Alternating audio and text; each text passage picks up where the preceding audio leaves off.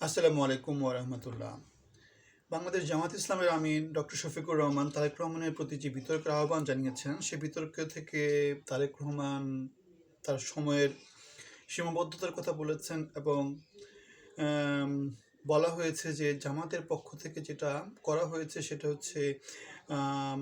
Viral হওয়ার কৌশল হিসেবে তারা এই জিনিসটা করেছে বলে তাদের পক্ষ থেকে জামাতকে দায়ী করা হয়েছে। এই অবস্থায় আমরা দেখতে পাচ্ছি যে গঠনমূলক কোনো কিছু যখন বাংলাদেশে আসে তখন জিনিসপত্রগুলোকে এইভাবেই কী করা হয়, হেনস্থা করে দেওয়া হয়, এগুলোকে পাশ কাটিয়ে যাওয়া হয়। এখন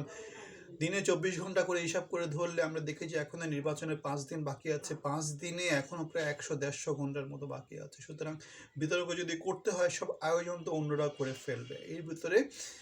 বিতর্ক হলে যেটা হবে, তাদের যে প্ল্যানিংগুলো আছে, তাদের যে পলিসিগুলো আছে, সেগুলোর মধ্যে কোথায় কি ভুল আছে সেই ভুলগুলো খুব সহজেই উঠে আসে এবং যার ফলে তাদের পরিকল্পনাগুলো মানুষের কাছে পরিশুদ্ধ হয়ে উঠে আসতে পারে, এক দল অন্য দল থেকে শিখতে পারে এবং আলটিমেটলি জনগণও দেখতে পারে যে কোন দল তাদের পরিকল্পনাতে মোটামুটি এগিয়ে আছে, সেটা জনগণের কাছে প্রকাশিত হয়। সুতরাং শিডিউল খালি নাই অথবা ভাইরাল হওয়ার চেষ্টা, এই কথাগুলো যেটা বলছে সেটা হচ্ছে বাংলাদেশ আবার সে অযোগ্য নেতৃত্বের হাতে পড়ছে এবং অযোগ্য নেতৃত্ব বাংলাদেশকে আবার সেই 54 বছরের যে বাংলাদেশ, সেই বাংলাদেশের দিকে নিয়ে যাওয়ার চেষ্টা করছে। এখন বিতর্কের ব্যাপারটা পৃথিবীর নানা দেশের গণতন্ত্র জিনিসটা আছে, সংসদে যে এটা হয় বিতর্ক হয়, অথবা সংসদীয় নির্বাচনের আগে সারা পৃথিবীর নানা দেশে প্রেসিডেন্সিয়াল নির্বাচনের আগে নানা রকমের বিতর্ক হয়, শীর্ষ নেতৃত্বরা বিতর্ক করে এবং জনগণকে বোঝার একটা সুযোগ করে দেয় যে কোন দল যোগ্য, কোন নেতা যোগ্য, কোন দলের পলিসির মধ্যে কোনো ভুল নাই, কোন দলের পলিসির মধ্যে ভুল আছে, কোন দল দেশকে সত্যিকার গণতান্ত্রিকভাবে নেতৃত্ব দিতে পারবে, কোন দল স্বৈরতান্ত্রিকভাবে দেশকে নেতৃত্ব দিতে পারবে, কোন দল চাঁদাবাজি, টেম্পো স্ট্যান্ড, দখলদারিকে তাদের এজেন্ডা করছে, কোন দল দেশকে এগিয়ে নেওয়াটাকে তাদের মূল এজেন্ডা করছে। সুতরাং বিতর্কের জন্য এই যে শিডিউল খালি নাই, এত কিছু করতে পারেন সকাল থেকে সন্ধ্যা পর্যন্ত, সেখানে বিতর্কের জন্য দেশের জনগণকে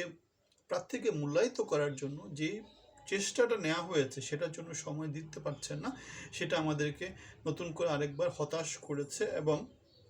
আমরা অনেক আগে থেকে বলে আসছি যে 54 বছরের বাংলাদেশে আমরা নৌকা ধানের শীষ কেন্দ্রিক যে চক্রটা আছে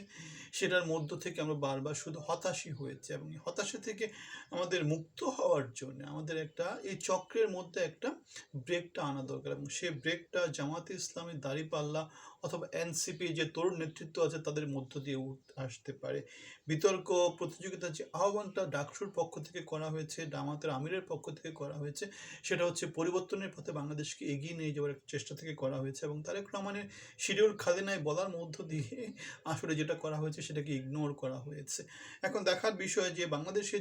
পরবর্তী বাংলাদেশের পরিবর্তন কি 12 তারিখে নির্বাচনের মধ্য দিয়ে বাংলাদেশের জনগণ চায় কি না, চায় যে তারা ভোটের মাধ্যমে বিপ্লবটাকে কন্টিনিউ করে কিনা, নাকি আবার সেই কারচুপির নির্বাচনের মধ্য দিয়ে, ভোট দখলের নির্বাচনের মধ্য দিয়ে, রিগড ইলেকশনের মধ্য দিয়ে আবার সে পুরনো চক্রের মধ্যে মানুষ পড়ে যায়, সেটা এখন দেখার বিষয়। আপনাদের সবার জন্য শুভকামনা। আসসালামু আলাইকুম।